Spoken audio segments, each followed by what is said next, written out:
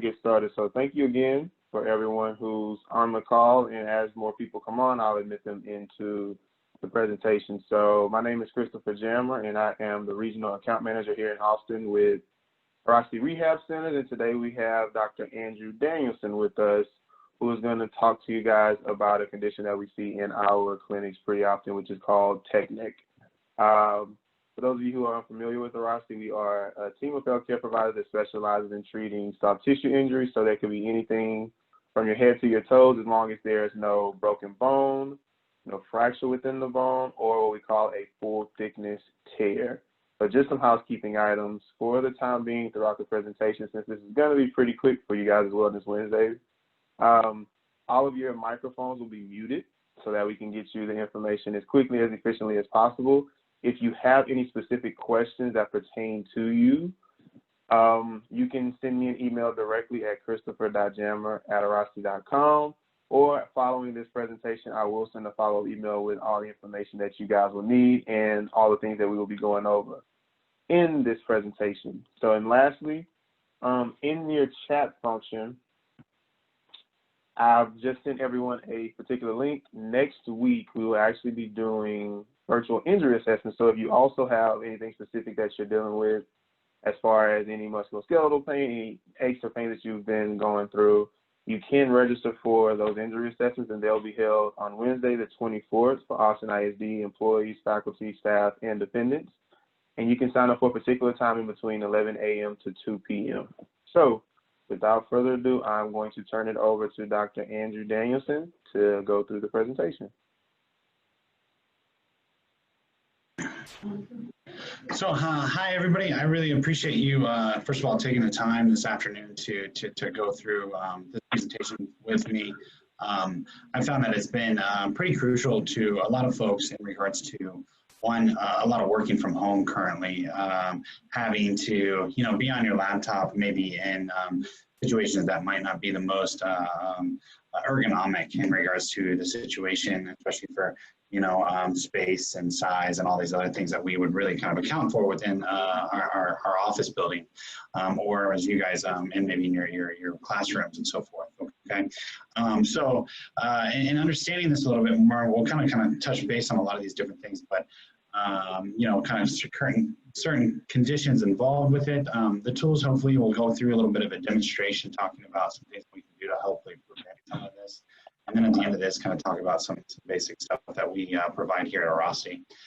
So as we move into the Technic, understanding the conditions, we start kind of noting that Technic in itself is just really, it's a generic term that has been utilized to kind of show exactly what the picture is saying, using our phones in kind of an unergonomic way, looking down a lot. So where we are now kind of in this position, a lot more versus kind of more of an upright, erect position, shoulders stacked onto the neck, onto the shoulder, our head is stacked back onto the shoulder. And then as that happens, things start to kind of, migrate as we're kind of in this current condition or position a little bit longer. We start to feel a migration of pain and symptoms that will start to evolve from that. And that all leads back into the upper cross syndrome. So I'm going to touch base on that, understanding the upper cross syndrome. It's going to give us a little bit more information in regards to what is the asymmetry of upper cross syndrome, and that is really a counterbalance in a way. If you think about a scale, we want to feel even rather than kind of this teetered off situation where things are too tight or things are too kind of are too weak. And so we want to kind of figure out how to pull ourselves back up into this position where we're not forcing the head forward, where weight is being loaded into the neck and these muscles back through here, okay? So upper cross syndrome specifically is tight upper trap, tight pec muscles, weak deep neck flexor muscles, not these ones that you see most commonly on the side of our neck, but ones that are deeper along kind of the spinal column itself, all right? And then also then too, a weak rhomboid lower trap activity. And so you can see, I'm saying weak lower trap, tight upper trap. And so the trap muscle itself is a very large muscle. And I think there's another image in here at the end of that that will kind of point that out. But the upper trap just kind of takes over and then shuts the lower trap down, all right? So this is the basis for a lot of these current conditions that start to breed pain through dysfunction, all right? First one we're going to get into is really the tension headache, all right? Same concept of an underactive, overactive combination of things going on, such as, you know, tight upper trap again, leading up into the base of the head, taking, you know, base of the head, taking itself all the way around and starts to kind of bleed into around the forehead. The tension headache will be most commonly, you know, whether or not you slept poorly or you might have had anxiety and you kind of found that you were sleeping a little bit more this way, or just tension throughout the day. That kind of leads us into this position, and we'll start to kind of develop a small headache that takes place from the base of the neck and go up into the head. That headache is pretty common. It's one of the more common headaches, but there obviously are other headaches out there. And so if you are dealing with that and you find that some of these things that we provide you don't help alleviate the headache, then that might be an opportunity to discuss further about the type of headache you have. All right. The key to this really is as this muscle kind of leads in from the upper trap into the base of the head, these suboccipital muscles come right along here in the base of the head. They're what's doing this. So as my head starts to lean forward, this little tilt motion here is the suboccipital muscles. And they're small, tiny muscles that are just kind of tilting the head up as I lean forward so I can kind of still see what's in front of me. And so that's the kind of advantage of wanting to pull ourselves back onto our shoulders, okay? So the tension headache is a very common, very primary one that we tend to deal with quite frequently. As we kind of go into then more the mid-back discomfort, we're kind of looking at pain here. And so this is also an opportunity to see that trap muscle. You can see kind of from the base of the head, it kind of goes all the way from the base of the head, all the way out to the tip of the shoulder, then down to almost the middle of the back, all right? The highlighted orange area is just a small portion of that big muscle group, all right? But this mid-back pain can be a combination of the low trap, the rhomboids. Again, back to the upper cross syndrome, this is where the weakness lies. And these are the muscles that are struggling to support the shoulder blades. So the shoulder blades, we want those to kind of come in more to midline. They should be hanging out more in the midline of our body, closer to the spine, not out here, which is the tendency of letting those shoulders roll forward. Those shoulder blades, when I'm really kind of spread out there, you can actually tell the difference if you notice, bring your arms forward in front of you and see and kind of make a perception of where the shoulder blades are. And then now kind of pull your chest up and let them sit back and then feel kind of where they are. That's, you know, when the chest is up, that's really where we want those things to be sitting. And so this will start to cause a tension and a discomfort that's going to bleed into a lot of these pains that can radiate. They can radiate out through the back. They can radiate up into the head, down into the spine. So just something to kind of be aware of. There's a lot of variety to mid-back pain, but typically it's just due to muscle weakness. And again, postural position, all right? Going into then the thoracic outlet syndrome, which also people refer to it in the medical field as TOS. This is really a combination of the anterior being really tight.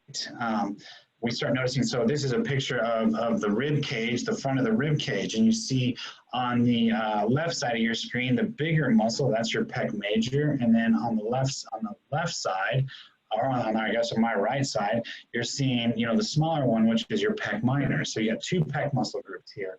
The pec minor tends to get real short as, again, we roll the shoulder forward because it attaches. You can see kind of where it attaches up in this point of my shoulder.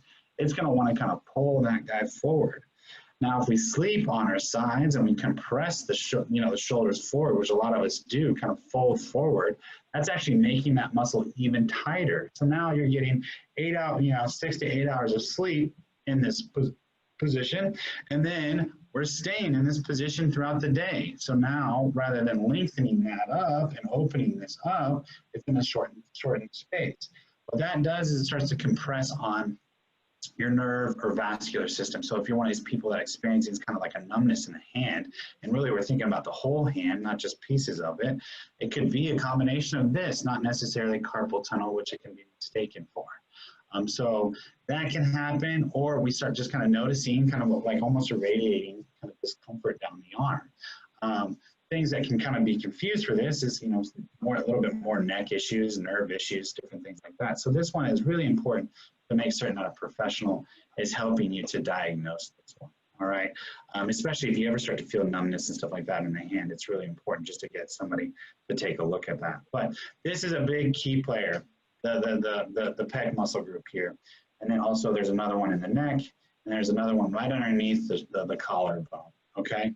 Going into carpal tunnel now, just to kind of give you a little bit of an understanding about some of the variations of this.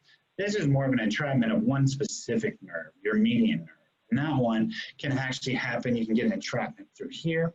You can get another one right through here, or it could actually be further up the chain, depending on where the tension is lying. Sometimes it's just through these tunnels where tendons and other things are kind of running through. If you have true carpal tunnel, typically what ends up being the case is it's affecting these three fingers mostly. Not really the palm so much, but these three fingers. If you start feeling the palm, just the palm a little bit more, we start thinking about right through here. If we start feeling more of the wrist, we can start thinking right through here. If it goes above the elbow, I start considering even something further up, or even we can get that compression along that pec area as well. So again, variations to all these things. This is where sometimes Googling stuff can kind of get us into trouble, where we start kind of leaning in one direction, and really it's a totally different direction. So something to consider if you're experiencing this type of discomfort, okay? See, as we go into, so I kind of went over some of these things very quickly, all right? This would be the opportunity too, if you do have like a quick question on chat as we went through conditions, you can definitely kind of put that out there. But if not, you're going to get this presentation as well as my information at the end, and I'm happy to address any of these conditions, considering I know we're in like a short amount of time and I just kind of flew through those, but happy to go into more detail with you personally. Okay, getting into upper cross syndrome and preventing, again, this dysfunction, this unbalance in the scale, we want to think about a few things. And so as we kind of start touching base on the things that are going to really help this, strengthening, obviously, because we want to kind of bring this scale back up, and then stretching and foam rolling. We want to bring that scale back down. So now we're evening things out, okay? So we're going to kind of address some of these as we go through it. Maybe not all of you have a foam roller. I think they're a great tool to utilize. Increasing blood flow, it's creating movement, it's helping with muscle tissue. So it really has a true advantage just across the board, not just in the back, but in the lower extremity and different things along those lines, okay? So, but what we want to do here is, as this is showing us, it's foam rolling. We're foam rolling the mid-back or the thoracic, which is the rib cage area. By doing this alone, we're kind of working some of those muscles, the rhomboid, the low trap, the muscles that run up and down the spine as well. We're kind of hitting all of those things too. With this as well, we can start kind of getting more extension in the back and opening things up. So kind of reversing this forward position. We want to, these are meant to kind of reverse what we do daily, which is sit in this position a lot of hours out of the day. All right, so we want to think about countering those things throughout these little exercises. And as I kind of explain, I think to most folks, these are kind of meant to be done like during little breaks, or if you have the time, especially if you are at home more frequently, throw this in there on the hour. Just spend, a couple, 3 minutes, 2, 5 minutes or something like that, doing 1 or 2 of these little things to help you counterbalance the repetitiveness of sitting in this position, right? Because this will start to create what we call creep, where your body starts to just kind of fall into this position, tendons start to weaken, muscles get tight, muscles get weak, as we're saying, okay? So with the thoracic rolling, to start with, going through and rolling those, this to me is a 3 to 5 minute exercise, all right? I'll go through and I'd roll both sides, I'd roll down the middle, and I just get some movement. You might feel a little bit of a pop, but that's okay. And we're getting some blood flow into those muscle groups, all right? Going into the next one, the seated neck stretch. We're gonna sit up straight. What I'm gonna do is I'm actually just gonna grab, so what I want you to do to start with is I want you to grab, like say from your left hand down, grab that chair. As we grab the bottom of the chair, as we grab that, all we're gonna do is we're just gonna let the head fall to the side. You're going to feel pull and a stretch all along there.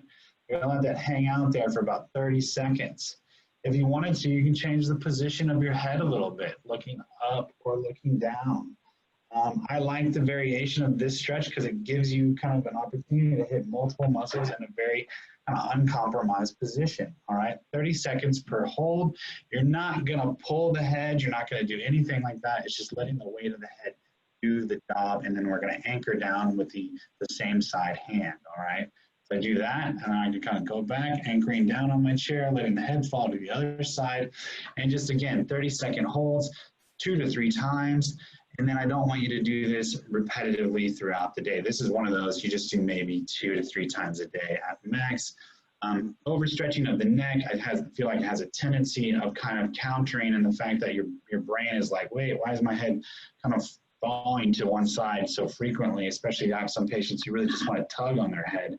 And then what it's doing is it starts to kind of tighten up more because your brain, your body's going to protect that and be like, let's, get stronger. There's some sort of instability there. So again, stretching the neck is a minimalist type, more of a minimalist approach, but it's still very effective. Okay. The wall stretch. This is a great opportunity to stretch that pec muscle that we mentioned is so tight. All right. So again, you can do this in a seated position. I'm sitting down right now. I'm going to keep my head pretty neutral with my sternum. So I'm going to keep my chin about right here with my sternum. All I'm going to do is then just rotate the chest out. I'm not going to turn too much. I'm just going to let the head rotate, or let the whole body rotate out. I'm going to try to then drop my shoulder down a little bit so it's not up here like I was just doing. Pulling that shoulder down, externally rotate out, and feel this stretch. You might feel a stretch through the bicep, through the pec. Those are all good areas we want to do that. Again, 3 sets, 2 to 3 sets of 30-second holds, both sides, getting that chest to open up, counterbalancing this forward postural position, all right? Moving back into chin retractions. Chin retractions are, again, it's pretty important. A lot of folks kind of have this, a little bit of this, hump, or sometimes they kind of notice a little bit of a bulging of this area of the spine. Same concept of letting the head fall forward in this position. This becomes an anchor spot for your body to kind of try to pull that head back onto your shoulders, or eventually it's going to kind of starts to lose. So what it does is it starts to kind of put more muscle, more tendinous tissue, kind of like to kind of anchor down and hold that, in space, and that can kind of start to kind of build what some people kind of notice that like a hump going on back there. So if we kind of have that going on or noticing some of that, this is about pulling the chin back on to the shoulders. Doing this, a set of 10, a set of 10 every, on the hour, or, every few hours, just again, it's helping mechanically move this area of the spine, and it's tightening up some of the muscles, that deep neck flexor I was talking about at the very beginning with upper cross syndrome, the weak muscle deep in there. So all we're doing is just pulling. We're going to hold for 3 seconds. I'm going to kind of pull my chest back a little bit too. Hold, 3, 2, 1, relax. Pull back again. Hold, 3, 2, 1, relax. Again, pull, 3, 2, 1, relax. All right. And you do that 10 times, and we repeat that, and we just kind of, work through that. You're going to find that it might feel awkward just being in that position, but as you do that more frequently, you're going to notice that your head has a tendency of wanting to stay on its shoulders a little bit more. All right. So again, another great exercise, all very simple. If you notice, all these things can be done at your workstation. Other than the foam rolling at the very beginning, most of these are workstation kind of, oriented exercises, all right? Moving into a wall angel, all right? So wall angel is an opportunity to strengthen those rhomboids, the muscles between the shoulder blades. I can just do this right here. I'm just gonna kind of pull the shoulder blades down, bring my arms up into like a 90-degree angle, and then I'm gonna bend my elbows at a 90-degree angle. I'm gonna then, first of all, squeeze down and feel the shoulder blades kind of almost rotate down into my back. And pull that down, and then I'm just gonna kind of raise up and then raise back down. Maintaining contraction of the shoulder blades as I go up and down. And all we're doing is keeping the chest up, and I'm gonna actually tuck my chin in. So I'm here, bringing this position, just like this. maintaining contraction and keeping a tight posterior chain area back here. If you wanted to kind of up it up a little bit, start thinking about some core engagement as well. You can do this against the wall, which kind of gives you a little bit more feedback, more information for your body, for your mind to kind of comprehend as we go against the wall. I'm kind of doing this. I'm going to start kind of raising up and then pulling back down, right? I can come all the way up overhead and then pull it all the way back down as well. Just getting movement, allowing for stability or kind of the wall to be our guider, all right? So each one of these is a nice addition you add to your day-to-day routine. Throw it in there periodically. You could do them all at once if you like. But as I mentioned, I think the more feedback you give your body throughout the day, especially in these conditions or for these types of issues, the better your result is at the end of the day, right? So most folks, when they kind of go to work, they're feeling somewhat, decent, maybe a little stiff in the morning, but then they get moving, they're feeling pretty good. And then they go to work, and then by about 1 o'clock, they're noticing that tension headache. They're noticing fatigue. They're noticing kind of things start to kind of creep in a little bit more as we've been doing this sedentary type work. And so if we can just kind of come up with 3 to 5 minutes on the hour to spend and stand up, move around, do something like that, we're going to notice a big change to how we're going to be responding at the end of the day. And by doing that then, hopefully that just kind of builds and builds upon itself, that then maybe waking up in the morning, you're not feeling so stiff anymore. By the end of the day, you'd have more energy due to the fact that you're not having to deal with discomfort. So there's just a ton of advantages to doing these little things each day and regularly throughout the day that can really just help you feel much better, okay, and move better as well, all right? As I mentioned, Chris is going to be putting my information down at the bottom. And I know I had to kind of go through these things pretty quickly because we're on a 30-minute time frame here. So again, please do not hesitate to reach out to me. I am more than happy to answer any call that you might have. You can even shoot me an email, and we can kind of chat about that on via email, and then maybe figure out a time to actually have a conversation. Okay. Thank you again for sitting in, and I hope everybody kind of picked up a little bit of something. Okay. All right. Take care. All right, Dr. Danielson, thank you again. So we do have one specific question that I'd like for you to address with the foam roller. So from the picture, how far up and down would one go when foam rolling the thoracic spine? Or in the picture, how she's in one spot, do you rock back and forth, or do you go up and down as you're foam rolling? So the biggest thing for me, first off, is to kind of scan from the shoulders down to the bottom of the ribs. You don't really want to get into the lumbar spine. So once you kind of get off that lower rib, I don't want you rolling directly onto the lumbar spine, as that can kind of, if your body's not ready for it, it can be, kind of cause maybe some irritation in the lumbar spine. So I want you to kind of be aware of that. Once then as you scan, you use it as a big scan first. You kind of roll up, roll down, maybe kind of rotate a little bit, roll up, roll down, rotate to the other side, roll up, roll down. Figure out where your tender spots, where your hot spots are, like the spots that feel like they're kind of jumping out at you a little bit. They kind of barking at you just a little bit more than some other spots. And then I want you to hold there. And I want you to hold there, let your head relax into your hands as you're supporting your head here. You're not pulling the head, we're just letting the head relax into the hands like a hammock. And then as we roll into that, or wherever it feels the most tender, I want you to then sit there and try to breathe. Make certain as you roll up or down, you get your feet underneath you so you're not so kind of lengthened out. You can kind of actually relax a little bit more. So if you feel like you're real lengthened out, bring your feet closer into your body to give you the proper stability you need. And then breathe.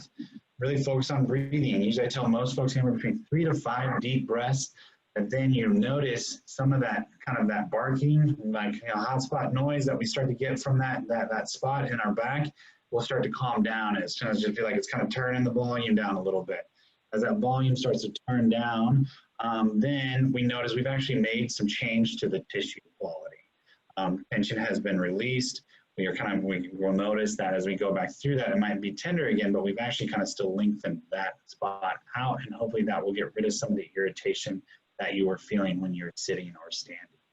All right, but that would be my recommendation with this. And then I come from there, I try to find another one of those spots and do the same thing. So we really just roll up and down as a big sweeping scan and then locate a spot and then move from there. Simplified, easier. I'm not a big roll. I don't think it does much. It's not like you're rolling out a piece of dough. You're just trying to kind of really isolate and compress and relieve. Any other questions? So we have one more question. So what about if you have a lacrosse ball instead of a foam roller? Sure, great tool again. You know, the lacrosse ball can be done against the wall, which does make things a little bit more convenient, a little more work-oriented convenience if you're actually having to go back to work. But, you know, that is, the thing is, laying on the ground with a lacrosse ball, it's going to be a lot more pressure and more pinpoint specific pressure. So you're going to find that you might notice it's going to be a little sharper, a little more uncomfortable. So it really depends on kind of how well you manage that discomfort, and you can really relax around it. So to start with, I might kind of just use the ball and kind of roll the ball on either side of the spine. This one, you don't want to be directly on the spine. You might want to be careful of being directly on some of the ribs too, specifically, just depending if, you know, again, you know, how your body is. Some folks with osteoporosis or different things like that, where the bone's a little weaker, you wouldn't want to put that lacrosse ball directly onto that bone or rib or anything. But if you don't have those issues and you're kind of have a little bit more of an ability for a pain tolerance, you can lay directly on your back on the floor, find that spot, and then just kind of load some pressure into it by either kind of bridging up slightly or just the body weight alone of your rib cage on the ball would work. I do educate a lot of folks between the shoulder blades with a lacrosse ball just against the wall. So it's just kind of pushing it, getting it, kind of finding that spot, getting it against the wall, and just letting, and I'll kind of almost kind of cradle this arm and then let my body weight by kind of pushing with one leg against the wall, kind of help alleviate, do the same thing with compression to alleviate the tension in that muscle. The one thing that I find that is more challenging to me is as I'm doing that, I'm pushing, but I'm also trying to tell my body to relax. So it can kind of be a little bit of a crosstalk that you're doing in your head, but it's also still very, very effective. It just depends on how you respond. So part of these tools and exercises is just giving you more feedback about what's going on with your body. A lot of times we don't know what's going on because we don't really kind of ask. Technically, we're not asking our body what it needs and what is really happening. So the more you do these things, the more you have an understanding about what your body needs, okay? All right, Dr. Danielson, we have some extension of time, so if you don't mind and you have a lacrosse ball in your office, could you demonstrate that? Sure. Let me grab one for us, all right?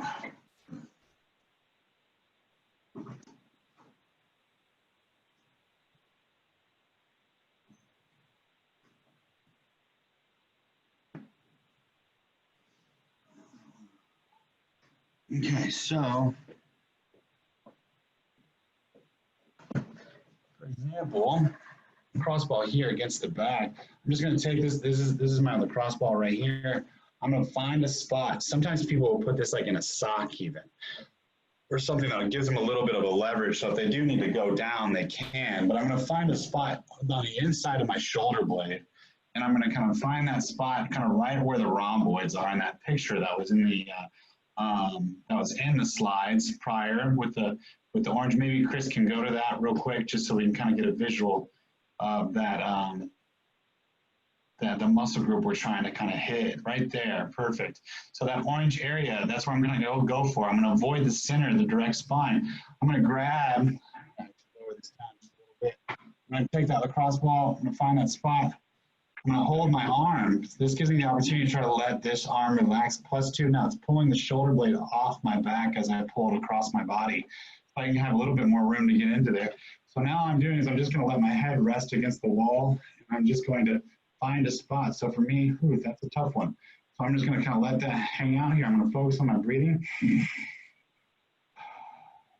I'm going to let my right arm relax a little bit more even, all right?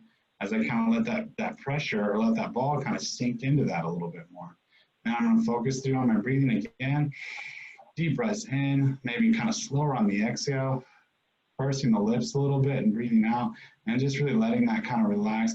And I can feel that volume start to turn down because it's definitely not as intense as it was initially with the first, bit of pressure I applied to it. And then as I kind of keep doing that, I might find that, hey, now it's kind of lightened up. I can actually add some more pressure to it, right? And it's actually then brings it back up, and I breathe again to bring it back down. So I'm kind of hitting layers. I think about it as like layers on an onion. I'm trying to get through some of these layers to get deeper into that muscle tissue as I let it relax. The whole point of this is trying to work trigger points. This is kind of like a trigger point tool or a myofascial release tool that we utilize here at Airrosti to really kind of help get increased range of motion, let tension out, and kind of just start to feel less discomfort. Hopefully that kind of helped demonstrate that. Thank you so much. And and just for everyone who recently just joined us, this video or the webinar is actually being recorded. So this will actually be sent out in a follow-up email along with the exercise PDF that'll have all of these exercises that Dr. Danielson actually went over. So all of this will be at you guys' discretion. So lastly, I'm just going to give kind of an overview of Airrosti in general from what we call an outcome standpoint. So the slide that you see on your screen is basically what we use to track what we do at Airrosti. So we've seen over 800,000 patient cases, and on average, we see our patients for about 3 to 4 visits. So 3.2 is our average number of visits. So we make sure that we get you in, figure out exactly what's going on, and then we see if we can get you fixed or out of pain as fast as possible. So we've avoided over 15,000 surgeries, and then at the bottom you'll see the numbers where it shows where our patients are coming from. So we want to make sure that we're not doing like a hamster wheel where we're replicating something that someone else has done, because obviously if you're with us, it might not necessarily work. So we want to make sure we're cohesive with everything that's going on with you guys. So I know today we talked about a lot of conditions that are associated with the Technic syndrome, but like I explained before, we see a lot of chronic conditions that go from your head to your toes. So it could be something chronic like back pain, neck pain, hip pain, or it could be something acute as in like an ankle sprain or a quad pull. Plantar fasciitis is a big one also. So lastly, we are an in-network benefit for all of Austin ISD and the health plan members and their dependents. This is Dr. Danielson's email, which will also be included in the follow-up email that I send to everyone who's attended this webinar. And currently, all of our clinics are still open. We're following the recommendations of the CDC to create a safe environment for our patients by proactively screening everyone and rescheduling patients who have been exposed to a COVID-19 person. And lastly, some upcoming Austin ISD and Airrosti events. So as I explained before, we will be doing virtual injury assessments next Wednesday from 11 a.m. to 2 p.m. So if you have anything specific that you would like one of our providers to address with you, take you through some range of motion tests, get some medical history from you to see if it's something that we can take care of for you, or get you to the particular place that will help take care of you, you're more than welcome. And your wellness coordinator, Stephanie Hawkins, I think sent an email out to everyone, but I'm sure she'll be sending a follow-up email. And in the email that I send, also I'll have the link for you guys to sign up for those virtual injury assessments. And then in July, we have 2 upcoming workshops. One is called our running and walking workshop. It will address lower leg injuries for your novice all the way to your expert runners and walkers from 12 to 12:30 for your Wellness Wednesday. And then also on July 29th, that Wednesday, we will be doing the shoulder prevention webinar on that July 29th Wednesday from 12 to 12:30 p.m. So if you guys have any specific questions also, you can utilize the chat to let me know and I can get those over to Dr. Danielson. But I would like to thank you all for coming to the webinar, and I hope you have a great rest of your day.